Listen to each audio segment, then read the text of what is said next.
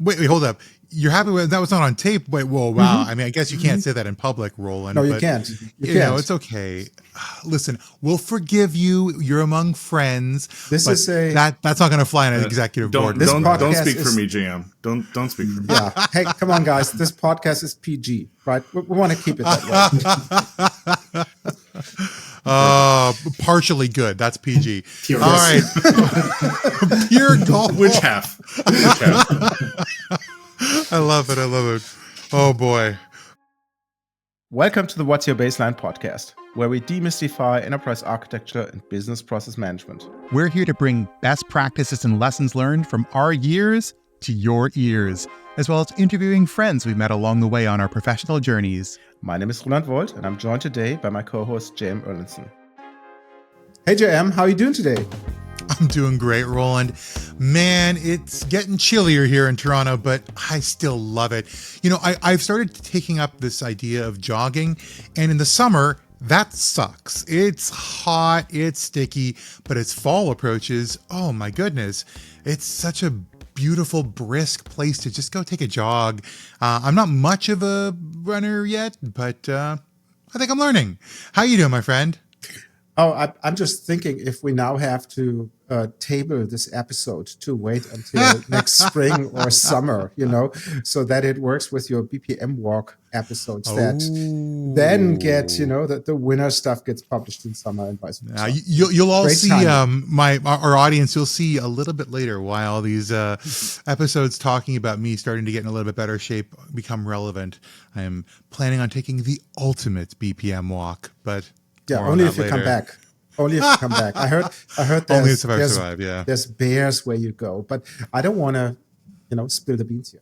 But having said that, I think survival is a strategy, right? I hope to survive, you know.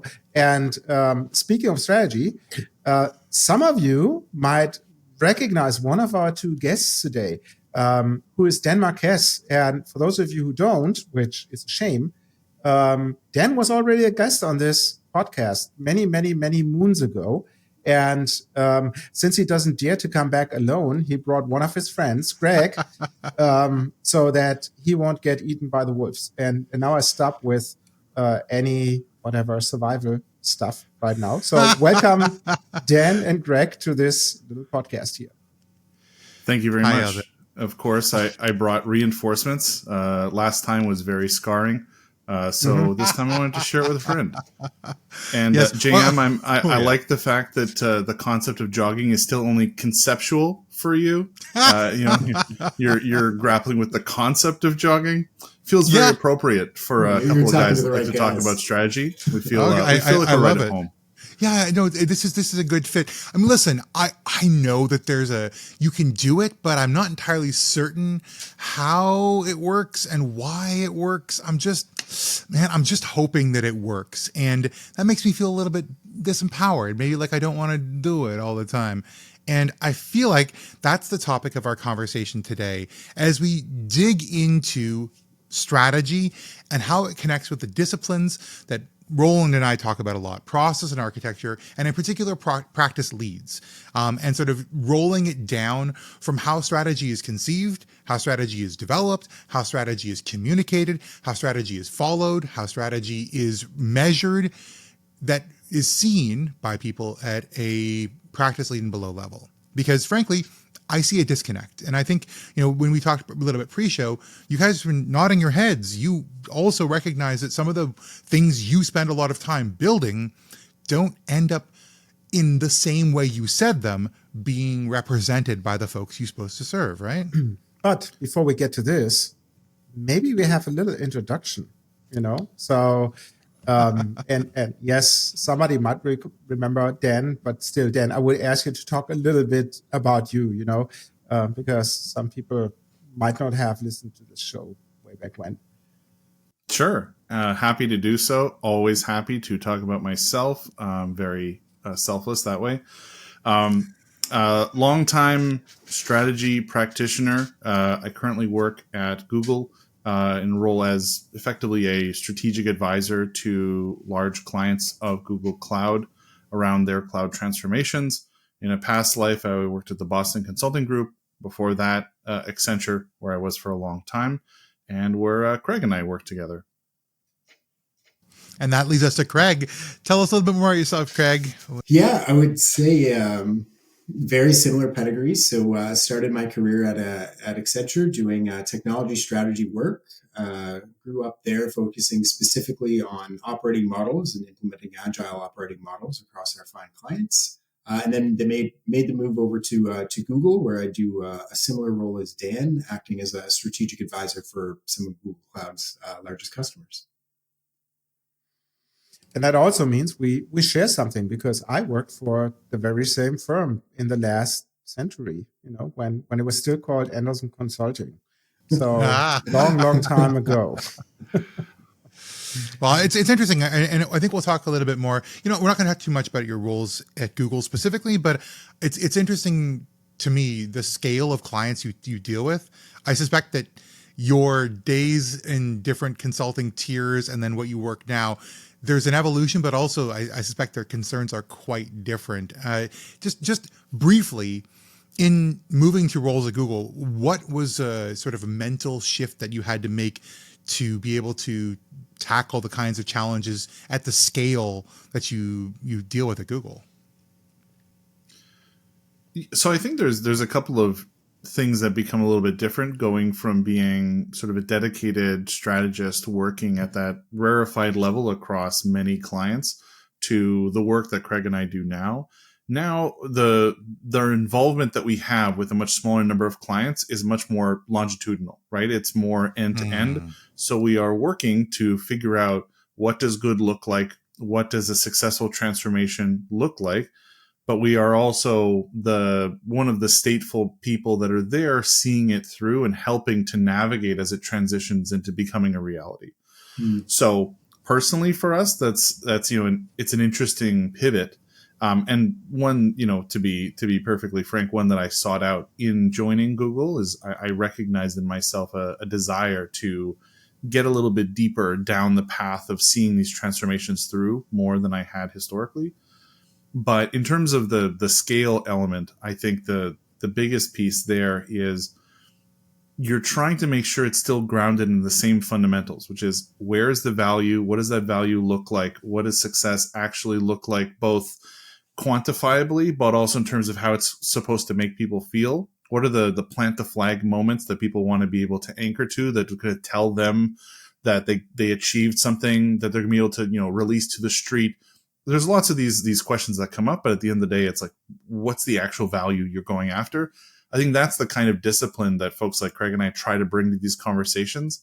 So they're more than just a discussion about product. Yeah, but then there's also the other side of it. You need a stress reliever in your day-to-day work. And from that perspective here, I know that you run a podcast about strategy called, which I cannot pronounce, Strateg-ish. Right. I hope you got it. You got it. Cool. Yes. Which I obviously it's highly strategic, recommend. But Ish. Yeah. My favorite word in the English language. But the point is, this is obviously a very strategy oriented aspect. But the audience of our podcast here is not necessarily, and I know some of them are aspiring to have a seat at the table, when those decisions will be made. But for the majority, they might or might not. I would love to go back to the basics. And I, as you know from our pre-call, I do not disagree with your, I disagree with your definition of strategy. But let's talk about that. What is actually a strategy? And Greg, I know you have hard feelings about that. Well, I'll let Dan go forward with our glistening and clean definition of what a strategy is, and then we'll fight to the death over whether or not it's valid.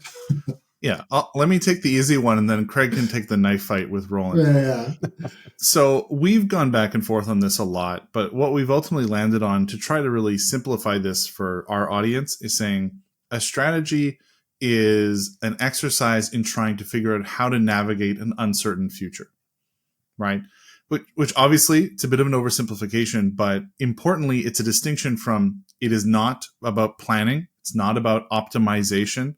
The term strategic gets thrown around all the time to imply importance, But at its core, a strategy is about whether or not you are attempting to make a bet in the face of some unknowns and trying to maximize your likelihood of success in the context of those unknowns and all the things that you also should hopefully be aware of as you're developing that strategy. And my question about that, it sort of goes between strategy and tactics, right? Because you think about how you're going to achieve it is the side of the practicality where there's a lot of knowns. But people talk about this, and I think Roland, the conversation earlier was a strategy can be a plan for you to execute a series of things, but that feels like you're applying the word strategy to a tactic in order to make it feel like it has more of an executive alignment. Is it, and that's another aspect of it, is it an activity or is it an outcome? Right. So is strategy the act of doing it, and by coincidence you have an artifact, or is your strategy an artifact and everything that you have to do to create it is strategic work? So in my mind, strategy it's a bit of a pyramid, but at the highest level, a strategy is both it's the destination and it's the direction. And so it's both I wouldn't call it the outcome, but it's the desired end state that you have in mind. Mm-hmm. I want to look like X, and it's the direction Y you're going to take in order to achieve that evolution that you're looking for. And so it is made up of things like tactics and activities and tasks and trade-offs, except it's both. It's neither the outcome in and of itself is not the strategy, and the direction in and of itself is not the strategy. But is it a piece of paper that describes this, that then gets attached a couple of metrics to see if you accomplished whatever you've written down? Or is it the content that you put on that paper? So what I see in organizations is a big disconnect, right? Oh, you have those highly paid guys. They sit in those offsites in the big boardroom. We never know what they talk about. And then they come back and say, oh, we developed a strategy. But they never tell, right? And then you're lost and you're making guesses, and most likely the wrong ones. So how would you, for a layman, then solve this problem? Is it the paper? Is it the content of the paper? Is it the desired state of your organization? Is it the metric that you measure? Where do you put the bow around this? So a strategy can look and feel different depending on what it is describing, what right, and the organizations that adopting the strategy, right? If you think a small organization comparative to a large organization, a business comparatively to a community group, they can all have strategies, and what they look like will be sort of different. So I can't say, well, a good strategy looks like X and will always look like X. But I will say that a good strategy is one that is well defined. So there will be some sort of strategic charter, some sort of strategic definition. This is what we're doing. This is why we're doing it. This is how we're going to do it. And then on top of that, a good strategy will also be measurable and will have clear KPIs, metrics, or targets that will basically indicate progress. Are you making strategic progress? You'll be able to measure that. And then a fantastic strategy will have some sort of linkage down to task execution and activity. And so it will show in some cases, it's a roadmap. In some sort of cases, it's a very detailed transformation plan. In some cases, it's an architecture to say, okay, here's the way in which we will enact some sort of strategic direction. And here's the connective tissue that links the highest level strategy down to your daily task. That, I think, is something that often goes underappreciated and doesn't exist. I can't tell you how many times I've seen an organization say, we've defined our mission, and it's these 7 words, and that is our strategy. Job done. Yeah. You all see the mission, don't you? And you're act like, well, on that. What do I need to do? And it's like, well, if those words aren't clear, then I don't know how to help you.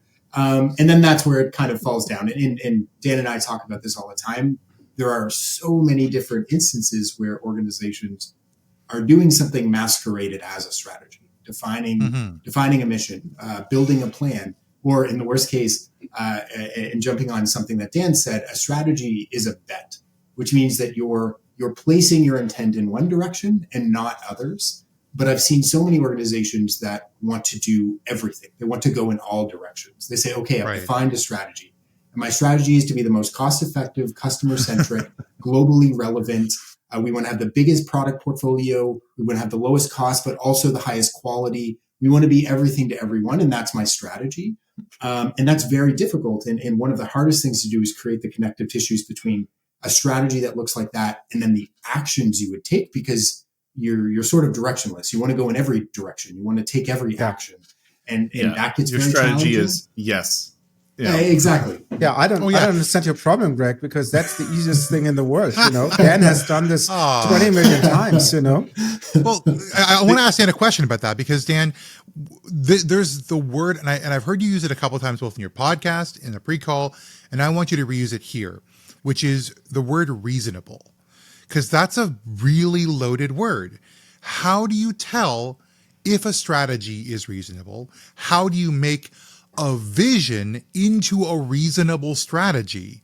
Yeah. And how do you test whether a reasonable vision-driven strategy is feasible for an organization? So let's go down those layers, because it's a big question. I think a lot of people, as Craig said, they struggle turning a vision into a reasonable strategy and a reasonable strategy into a feasible execution. Yeah. So I'll tell you, I think the single biggest differentiator, and we talked about this on a recent episode, is context. Context-aware strategy development is the biggest differentiator between flashy nonsense that sounds good, looks good in the moment, is good at convincing executives that it has the ability to be compelling, and something that actually has a chance of being successful when executed. A lot of organizations build a strategy in a relatively isolated bubble. Roland, you kind of alluded to it, right? Like they go off in a corner, they hide in a room, they come out and they're like, we got it. And like, there are certainly reasons why that might be an aspect of the process of developing a strategy, but a bunch of people coming into an organization and coming out with bringing a bunch of outside in thinking and saying, this has worked over here, therefore it will work here. We're done. That is almost always a recipe for a strategy that ends up as like a dusty document on a shelf, right?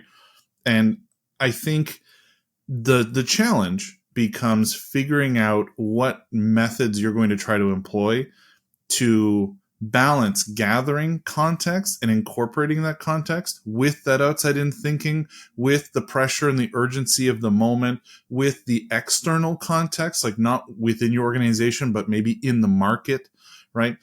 You need to be able to balance all of these different components and do so fast enough so that, this is another thing we mentioned in a recent episode, your strategy is timely, because a great strategy executed at the wrong time is just as likely to be worthless, right, as one that didn't think about the necessary context.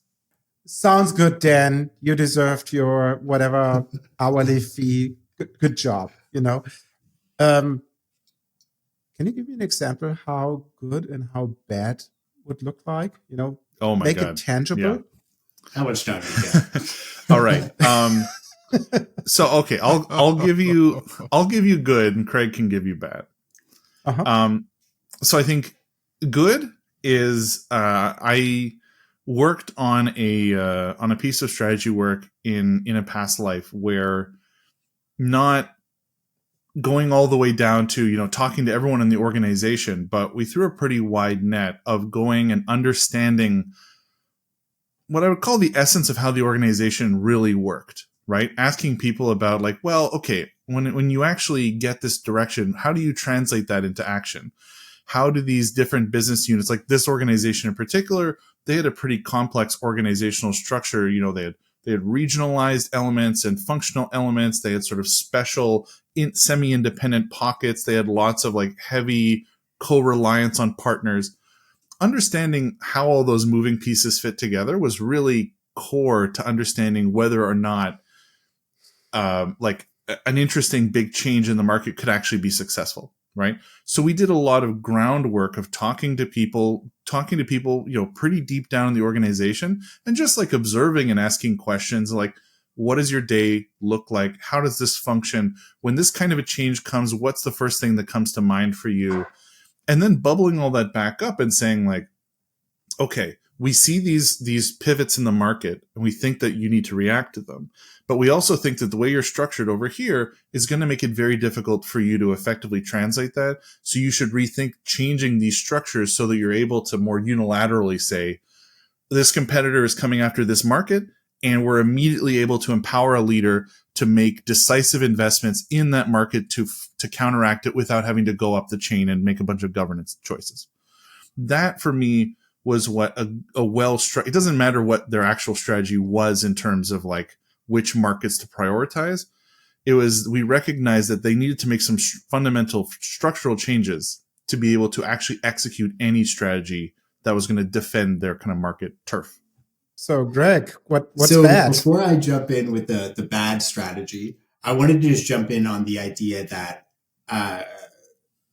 the whole concept of building a reasonable strategy, to me, I just don't want the audience to be confused that a reasonable strategy does not necessitate a tempered or a moderate strategy. A reasonable strategy is simply a strategy that is well informed and contemplates the capabilities and context in which it's formed.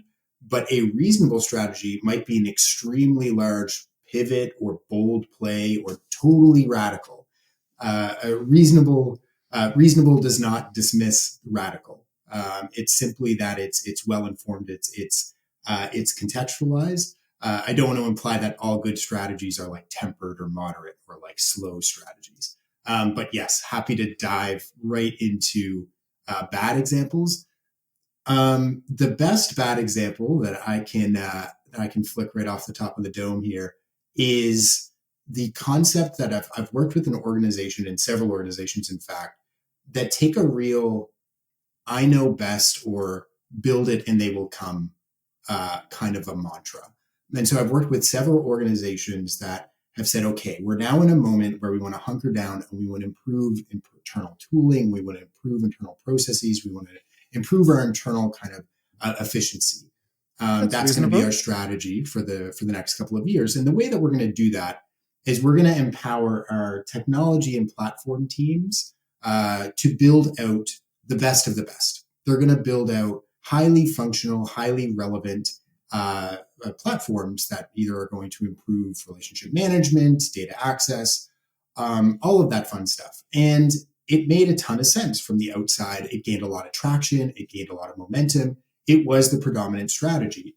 Where it faltered was it didn't involve the business. It didn't involve the users. The idea was to build something in the background that was so phenomenal, that was so unbelievably attractive, that as soon as it was unveiled, users would flock to it. The business would they'd celebrate, they would cheer, they would just shower praise across the rest of the organization. And the intent was to create that moment of celebration. But ultimately, what ended up happening was creating a divide and a disconnect. It created this huge project that was ultimately a money sink where the organization spent a tremendous amount of funding, energy, and momentum across this platform that was relatively hidden from users. And then ultimately it was unveiled. Change management wasn't done very well. The business didn't adopt it the way it was intended. There were a lot of bugs. There were some features that were missing. It didn't align to the way the business wanted to use things. And so ultimately, it would be considered a failure of a strategy or a bad strategy, because even though the direction was one that you could understand why it garnered a lot of momentum, ultimately that translation to execution missed some critical context clues that would have made it much better. And ultimately, it was deemed a bad strategy because it was a heavy investment for not a lot of benefit. I've seen that before happen. People think of it as the tower of meritocracy, but it's the tower of mediocrity. Your strategy is not going to work, even if what you are developing is objectively good within the tower.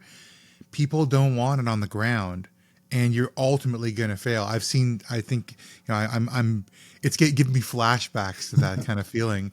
And, that's the thing. People feel like if it's good enough, that I don't have to talk about it until it's done, because it'll be so good when it's released that people will see its face, and it would they're touched by the rays of the sun, and instantly they'll fall in love with it. But that's exactly, we know that's not how love works. there is a, like, anyone is like, oh, love at first sight. No, not in a corporate world. Corporate world is love at the 1500th time I've told you how to use this technology. But I want to talk a little bit about this. And Craig, both you and Dan have worked in this situation a lot of times, but I want to get your thoughts on why you're put in these situations. It's not like, maybe it is, maybe I'm getting it wrong, but I don't get the sense that people are coming to you and being like, okay, today I've decided we're going to do some strategy work. What are some catalysts that actually cause an organization to have to engage in a strategy conversation? Is it a periodic process, like a yearly, like, we got to do strategy on Jan 1? Is it a market trigger? Is it an external force trigger? Like, why would you be having this conversation? And what gives it the weight that allows it to overwhelm other priorities of BAU that it's usurping? Yeah, I mean, I think the reality is the kinds of instances of this that Craig and I are seeing isn't every instance of strategy that an organization is doing. It's even a more somewhat rarefied tier above that of like strategy that necessitates external involvement or thinking, right? So a lot of organizations, they employ people that are part of a strategy function, strategy and operations function, take your pick, lots of different flavors of that. And what they end up doing is a lot of, sort of like market monitoring, fine tuning, sort of direction, pivoting in small degrees, and then also doing the operation side of like tracking how that's going and then bubbling it up, right? Usually when you're pulling in external strategists, it's because there's some sort of inciting event, right? There's been a mandate from leadership to go and solve some big problem, take advantage of some big opportunity. There's a demand for something that's emerging in the market, and either they see it earlier or perhaps they're lagging the market and they realize they need to find a way to get out ahead of it. Lots of different reasons, but usually there's some kind of like an inciting incident. There's something that is applying pressure to leaders. Then they say, I need some help to think about this, to contrast this against how other people in my similar position are also thinking about this. What's the kind of prevailing market sentiment on the right way to approach this problem? Or because, I fundamentally don't have enough information to be able to pull together a cohesive opinion on this topic. And I know that these guys have access to a lot more data around these kinds of points, right? And then, of course, there's like methodology and things that we can bring to the table, but those are usually like the reasons why someone starts this process. And then I think usually what they're trying to achieve is like, I mean, it could be hugely varied, but if you're doing a strategy correctly, you're starting with defining what the actual value proposition of the work looks like, which could be as simple as like, we need to find 10% cost we can extract out of the business in order to be able to, keep making some, important set of investments we need to make, or we recognize that we're getting outclassed in this particular geography. We need to find a way to turn the tables on that. A million different value propositions, but having it be well articulated is important. And we're going to talk about that, obviously, in the second part of this show, which is typically the how. So I will hold your feet to the fire then to come back to this stuff. But until then, dear listeners, what were your experiences with strategists? What have you seen in the past? Were you blissfully ignorant, like I've been for the last couple of decades because nobody shared anything? Or is your organization literally, do they have everyone on the same page? Well, we'll leave you for a moment to think about that loaded question, and we'll see you right after this.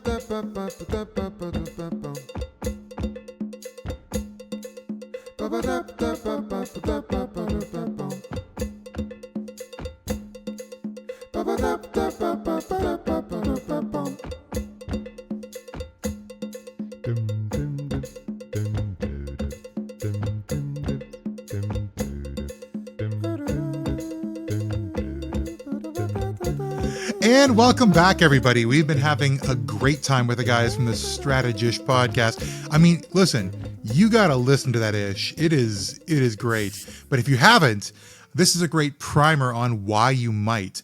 But guys, we've been talking a lot about sort of the why. We've been taking a look at the triggers by which someone might think it's time to go and develop or redevelop the strategy, on the kinds of things that the strategy might incorporate, on the ways in which you interact with the strategy at an executive level. But now let's get into this sort of nitty gritty. A lot of folks we work with are practitioners who need to see the outcomes of strategy and be able to understand the process so they can have clear expectations of what they're going to get, when, how they can provide that feedback, and how they're going to be enabled, or they're going to be required to be enabling a strategy to be executable. So let's just talk about, when we look at a strategy, start with the question of who. So let's go down the line from initialization to conceptualization to refinement and to distribution. Who is typically involved, and not individual like named roles, but like the kinds of people who are involved at phases of a strategy as it goes from the twinkle in someone's eye to the way you have to live your life as an employee. Well, Jam, as a strategy consultant, can I answer your question by first pivoting and talking about a completely different topic? Yeah, I love please, it. Please be very clear-ish. Yeah. Revealing the secrets. Good. I'm glad we're on the same page, guys. Let's circle back. Well, I think it actually relates to the question you're asking, JM, but it's almost more of a framing. And Roland, it kind of talks about something you mentioned right before the break, which is there's often like an air of secrecy that surrounds strategy, right? Like all the there's guys off in like a closed up boardroom, and they've papered over the windows or something. And I think that this both serves a legitimate purpose and often is inappropriate as well, right? Like when you're in the midst of attempting to develop a strategy, being very selective about how much of that information, gets out into the wider organization, and especially also gets out into the market, is really important, because you don't want something that ultimately isn't the direction you're going to start to become the behind the scenes expectations that are being set across the company. And now all of a sudden people are scrambling. They're hearing things. It's not consistent. You don't control the message. It's a mess, right? So being very careful to not, release half-baked stuff is important. The other piece is that like big strategic change comes with a lot of like significant implications for organization, and like in a public business context, obviously that can have like legal implications. But also, you don't want to give away important details before you're ready. Now, I think where the challenge is, in a lot of organizations keep their strategy too close to the vest, even once it's ready, to the point where people in the organization don't know it, understand it well enough, and don't have the ability to internalize it well enough that they're able to like be a champion for the change that the leadership is asking for. That's where I think the air of secrecy becomes a liability. So yeah, I think there's two things. Don't forget your thought, because I think you're on the right track. The way how I see that is that there's typically two scales, right? And say it's a from 1 to 5, right? It's your idea that you have, a not so great idea to a mediocre idea to the greatest idea in the world, right? But then on the other side, you have the same scale from 0 to 5, not 1, 0 to 5, your level of being able to execute, right? You can't have the greatest idea. If you can't execute, it's worthless, right? And vice versa. You might have a less than mediocre idea, but you're the best guy in running this thing, right? So thereby, the probability that you're more successful is higher. What I've seen in organization is that big secret where people don't want to be seen as dumb or whatever, and they say, "Oh yeah, I wish I could tell you," and that's typically a red flag. If I had hair, it would raise in the back of my head, and it's like, "Oh yeah, we're doomed." Right, because I think a good strategy is something without spitting out the secret sauce, if there is some, a good strategy seems to be very, very obvious. Oh yeah, we're going to build cars, and we're building electric cars. We're building electric cars for this type of market, that type of stuff, without saying, oh, we have that super secret breakthrough battery technology and blah, blah, blah, blah, blah. You know what I mean? So I think when people are secretive, it's mostly a sign of, oh, it's half-baked what they thought. I mean, I think that can be true, right? Like, certainly sometimes people use, obfuscation to try to prevent people from figuring out that they're, full of shit. But there also is an element of, because strategy is an exercise in trying to navigate uncertainty, a piece of that uncertainty is like game theory, right? For lack of a better word, understanding how, when you make move number one, how are people going to react? How are you going to react in response to their moves? And just the act of sharing information too broadly can undermine the strategy itself, the execution of the strategy. So you have to be careful, because part of this is your ability to like have a few moves in the bag ready to go in reaction. So there's a balance, because if you don't empower people to take action on your strategy effectively, you're not going to be successful. But if you also don't control that flow of information appropriately, you risk undermining your ability to be successful anyway. So actually, can I talk to Craig a little bit about this? Because I want to get your perspective on, particularly on the tipping point between the value of secrecy, from a bunch of like regulatory obligations, being one step ahead of your competitors, versus employee enablement, because you've talked about that.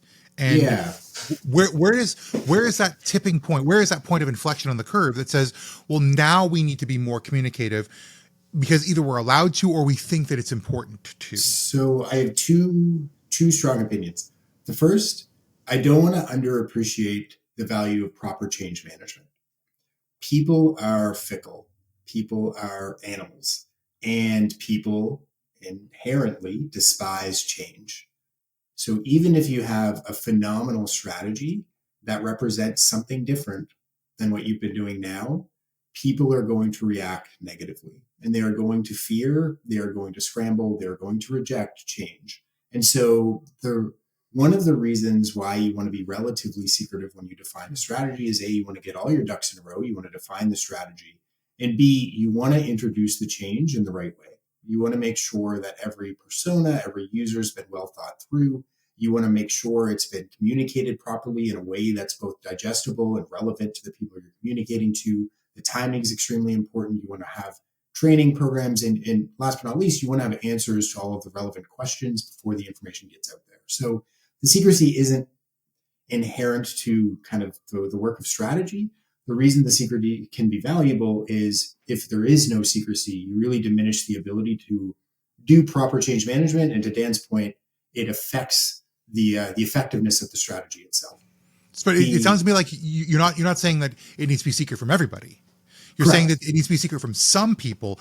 So you've now implied that there are like sort of it's like the levels of secrecy that you're allowed to see in the government. Like it's top secret versus top confidential. Secret. Yeah. So tell me about the different spheres of secrecy in a big strategy rollout, a big change, an organizational pivot or something like that. How would you see the different levels of information available, the kinds of people who would occupy those levels, and when they would need to know what they would need to know? So we're kind of wading into the territory of like, what is the methodology to create a strategy, and what are the tiers of like individuals that are involved? So I'm happy to answer, happy to dive right into that. I mean, at the very beginning, when you're engaged, and this is really coming from an external consultant's perspective. So when you really bring in an external consultant, you're dealing with extremes. And I would say you're dealing with extremes on two ends of the spectrum. Either you're working with an organization who's recognized that they're doing something incredible, and they want to define a strategy to maintain or even expand that incredible thing, or you're dealing with an organization that's struggling with a particular problem that they haven't cracked themselves, and they're looking for external assistance in solving that particular problem. So when we come in, we're really looking to solve one of two extremes. And so these aren't your typical strategy questions. They're rather the the bigger strategy questions. And when we come in, there's depending on the problem you're looking to solve, depending on the strategy question, depending on the strategy nature, there's a lot of different methodologies that you can employ. But I would say in general, you come in, the organization has a particular context, a particular problem they're looking to solve. And you brought in kind of a team of experts who are looking to solve that problem. So step one in any strategy program, you're looking to understand the business, you're looking to understand the context, you're looking to immerse yourself as deeply as possible to try and understand everything you can about the world in which you've just been thrown. So the personalities of the executives you're working with, the history of the organization, the industry that they find themselves, the political context, the regulatory context, the competitive context. You spend the first little while just immersing yourself in as much literature, as much marketing, as much media materials as you can, just to best understand the universe in which you're looking to solve this problem. And then ultimately, and I know Dan and I talked about this a bit on our podcast, you're looking to take kind of an intersectional approach to solving strategic problems, which is essentially the art of identifying what are all of the different ways you could answer a particular question, right? So if you're looking to solve let's say you're brought in to solve a strategic a problem that's like, hey, we have a product portfolio, we produce widget A, B, and C. We want to know whether or not there would be value in producing widget D, adding a fourth product to our portfolio. How would you go about solving that problem? Well, you could solve that problem from the outside looking in. You could say, okay, let's do some market analysis. Let's understand consumer sentiment. Let's do some market research to understand whether or not there's demand, understand kind of the regional differences, understanding the markets that might have an appetite, the markets that don't. You're solving that problem from an outside perspective. Well, you could also solve that problem from an inside perspective. What capabilities do we have? Do we have the machinery? How much of a pivot would it be to change our factories? What's the maturity of our particular R&D department to develop a new product? Does it make sense from an internal perspective? You could take a leadership perspective. What does leadership's vision for the company look like? Do they see themselves growing into an organization with 4 products? Are they set on having 3? There's a lot of different ways you can answer a problem, and the right answer often exists at the intersection of all of them. So the right way to approach solving a strategic problem is to embark on all of those different methodologies and find what sits at the intersection. And so in this particular example, what does the market want? What are we capable of producing? What's leadership's vision? Alongside other analysis that you could do, what data you could collect that'll land you at the right answer. And so not every strategic problem will have the exact same methodology, but if you employ this sort of framework, you often find yourself at the right answer. And so to answer your question of what is the various layers of people who are involved, it really depends on the methodology you take. If you're engaging the marketing department, if you're engaging consumer research, if you're engaging R&D, if you're engaging the factory workers to understand factory capabilities, each one of them will have a different role to play in defining the strategy. But of course, it's important to understand what role they play, what information they should have access to, because you always have to keep in mind, if you do create a strategy and then you're looking to implement it, what's the change management implications on those various individuals? What should they know? What shouldn't they know that could potentially impact or deteriorate their performance for no reason until the time comes where we can kind of articulate the change and give them the answers to all the questions that they would likely have. So I really, and I mean it truly from the bottom of my heart, I really have to thank you for that answer, because that is a very, very clear description, not clear-ish, Dan, a very clear description Strateg-ish. There's different vectors that come together, right? Because in a layman's idea, obviously strategy would just cover that external aspect. Where does the market go? Shall we have that additional that type of stuff, right?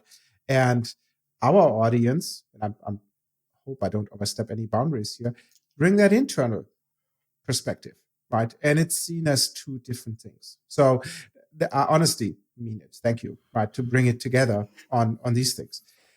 The last question that I have is, and I'm looking a little bit at our little stopwatch, and if you're the moderator of a show, that, guys, you have that little stink eye on the clock, so we're running out of time. But I like to build a bridge, and as you, dear listeners, know, this is part 1 of a collaboration with the Strateg-ish podcast, I'd like to build a bridge to it. And the bridge is, well, what are those artifacts? To Dan's point, there's some secrecy. The windows get darkened out. People don't talk. Have whatever, bad faces. Grumpy and whatnot until white smoke comes out. What are artifacts that will be created there that then an architect or a process group or whoever will be tasked with the how can expect? And maybe Dan, if you could take a first shot on that. Sure. Yeah. So there's lots of different component parts, and Craig alluded to the methodology that we like to employ, but there are even lots of different methodologies for how to do a strategy. They live on a spectrum from being inductive, where you're presuming an answer and then trying to validate it, and all the way through to very deductive, where you're just going out and learning things about the world, learning truths, and then trying to distill those up into insights that might inform a strategy, right? So you're going to do, on the one end of the spectrum, the very inductive, you're going to start with developing a fact base. This is pretty universal across all methodologies. But you're going to develop some kind of a fact base of everything we think we need to know about the state of the market today, product research about this product, the state of competitors, anything that we can gather about kind of current financial metrics, sizing of the organization, all that kind of stuff, right? So we're going to build a big set of spreadsheets that are just full of useful information that we can try to, cross tab together. You're going to, in a lot of cases where you're trying to do sort of a compare and contrast against a baseline, you'll do some sort of a current state analysis that's going to, depending on the kind of problem you're trying to solve. So, Craig and I have done a lot of work around operating models. So we'll go out and sort of say, okay, here's the state of the organization today as contrasted against some sort of industry standard framework for what good tends to look like. And we'll say, you're a 2.5 out of 5 over here, you're 4 out of 5. So we already start to get into some sort of pseudo architectures that can be useful in the future in executing. And then from there, you say, here's what it should look like. You paint a picture of the target state, you ratchet up all the maturities, and you imply what that's supposed to look like in practice. And then you develop some kind of a roadmap of all the changes that are required in order to achieve the intended uplift. That's not always the kind of pieces. So there might also be sort of a set of user research. There will be the outcome of design thinking workshops and sessions where you're trying to widen people's thinking and give them access to a lot of divergent points of view, and then see what kind of rattles loose as they put ideas together and put sticky notes up on the wall and stuff. But all of these are different approaches and methods to try to get at gathering insight that can be useful to inform either validating that your original hypothesis was correct or figuring out what might be a good answer. And then coming up with some sense of, based on that, where things are at today, what does good look like? And ultimately, what is the roadmap of action to get there, right? Those are the biggest kind of core pieces of this process. Mm-hmm. And maybe a very last question before we head out to our next break is, just to give our listeners a feel for it, how long does a typical project take? Because I can imagine, Greg, you deep dive into all material you can get your hands on, and you spend months and years immersing yourself, and you might have missed the boat by then, So what is a typical time frame of a strategy development project? I mean, strategy projects are usually short but intense, I would say. And so, at least for the engagements that I've worked on, you would typically anywhere from 6 to 12 weeks would be 12 would be quite long, 6 would be quite short, to be somewhere in between. Depending on the nature of the problem, the information you want to collect, you're often brought in with a pretty large team of experts to rapidly solve the problem. And so you don't usually have the luxury of time, which is both a blessing and a curse. You get to truly immerse yourself deeply in a particular problem You solve that problem in a relatively short amount of time, and then you move on to the next one. And so there's a real, if you're into that fast-paced, high-intensity lifestyle, I mean, strategy consulting certainly scratches that itch. But I would say they're short but high burn engagements. Yeah, I think like the shortest I've ever done was 3 weeks, and the longest was really more like a series of strategies that were building on each other, and that was 18 months. Makes sense to me. You talk a lot about things. I think you said something earlier, Craig, that I really love, which is immersing yourself in the universe of the problem, and in the context that it's you're sort of steeping in like a tea bag. But the problem is when you're doing these very short ones, feels like you're making instant coffee, which is you're pouring a lot of hot water on these crystals. You're bringing a lot to the table, but you got to make that flavor happen right away. Otherwise, as Roland said, maybe you missed the boat on where the strategy would have actually been effective. And it seems like there's this push and pull. Like, Dan, that 18-month project, it drags on, but it also has a lot of time to brew. Craig, 3 weeks, yeah, you can quick go hard and you get something out of it, but did you catch all the context? I can only imagine for folks like you and for the folks on the line, listening in on this episode, that push and pull, that sort of opposing force is a really interesting problem to solve. But guess what? We're not going to solve it today. What I will say is we've had a really great time so far. We're going to leave you to think about that. And in fact, think about how you've worked on strategy in the past. If you've been involved, how long did that take? Who was involved? What sort of secrecy was required to be able to effectively perform the analysis you needed to do, make the decision you needed to do, and then roll that out? How did you communicate, or lack thereof, that strategy at the right time to the right people? And did it work? Did you get where you wanted to go? And if not, maybe we'll have another episode for you coming soon. We'll leave you for a moment to think about that and come back with our final thoughts and conclusions for the episode.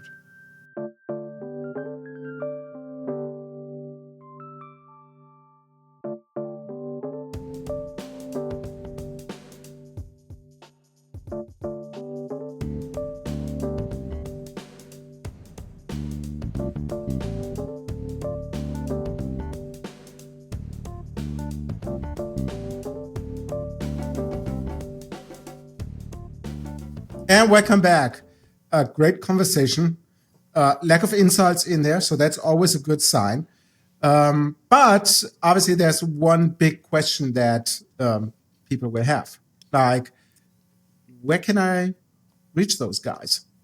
And is there a place where I can say, oh yeah, I have a problem. Just want to chat with you, or I just want to learn more about those topics that you have. And if one of you could take that question, that would be great. Sure. So there's a few different ways you can connect with us. So first off, if you're interested in hearing more about the kind of stuff you heard today, you can listen to Strateg-ish, the Strateg-ish podcast that Craig and I co-host. It's on all major podcast platforms. You can also follow it on LinkedIn. It's the Strateg-ish podcast on LinkedIn. Feel free to reach out to Craig or I also via LinkedIn. We're always happy to have interesting conversations with interesting people. And if you listen to one of our episodes and you're curious about something, feel free to leave a comment or a question through there. We're always keen to respond to our audience that way as well. And we've been their audience for a little while ourselves. So this I would consider a response to some of your podcasts. In fact, fun fact, we're going to do even more. We're going to have a response to the response, because we're looking forward to an episode upcoming on Strateg-ish with Roland and I, coming in to talk a little bit about the other half of the picture. So if you enjoy what you like here, make sure you listen to all their episodes, but then stick around on their channel for a little bit more of Roland and I, the What's Your Baseline Strateg-ish combo. Craig and I will be the captains then. Yeah, there will be a all the hard questions are going to turn around. The beating will not stop until morale improves, right? That's the one. But morale has improved because this has been a lot of fun. And I want to turn it back to our audience. You are always our favorite. We love having folks come on comment, like, subscribe, share, all the good social things, but also just get insight from the kinds of things we produce. We really love making this content for all of you out there in podcast land. If you like what you hear, share it with a friend. Make sure that everyone's brought on board this fun What's Your Baseline train. And if you want, send us an email at hello@whatsyourbaseline.com, or for the episode's show notes, just go to whatsyourbaseline.com and look up the podcast. But until we meet again, friends, I've been J.M. Merlinson. I'm Dan Marquez. I'm Craig Overmars. And my name is Stu.